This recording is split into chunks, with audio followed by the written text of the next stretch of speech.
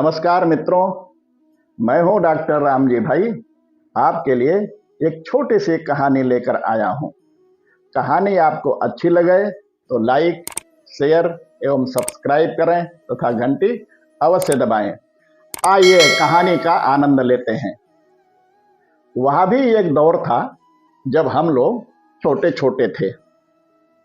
गांव के primary school में पढ़कर अपना झोला बैग कंधे पर टांगे हुए जब घर वापस आते थे, जब सांझ की बेला में हम सभी बच्चों को बहुत जोर की भूख लगती थी, तो घर में मैगी नहीं बना करती थी और ना ही मोमोज बर्गर बाजार से खरीद कर आते थे।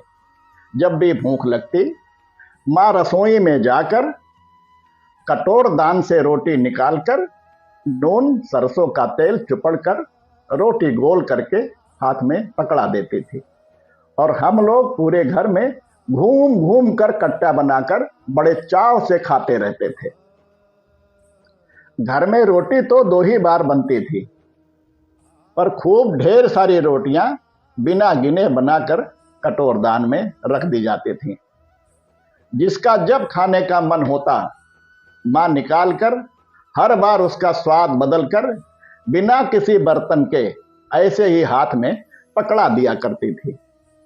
रोटी में कभी ताजा मक्खन चुपड़ जाता था, तो कभी देसी घी लग जाती थी, कभी चीनी रोटी मिल जाती थी, तो कभी घी गुड़ रोटी मिल जाती थी, कभी लैया गुड़ तो कभी चूरा गुड़ भी। ये सब हमारी छोटी छोटी भूख में साथ तब तक देते थे जब तक रात्रि का भोजन बनकर तैयार नहीं हो जाता।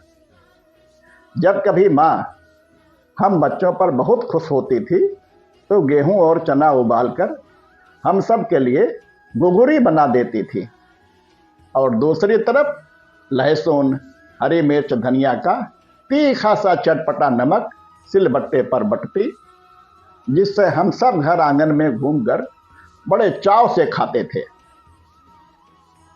अब तो जब स्कूल से बच्चे घर आते हैं और माँ से कुछ खाने के लिए मांगते हैं, तो माँ momo, burger, Maggi, chowmein, samosa, pizza आदि मंगाकर दे देती है।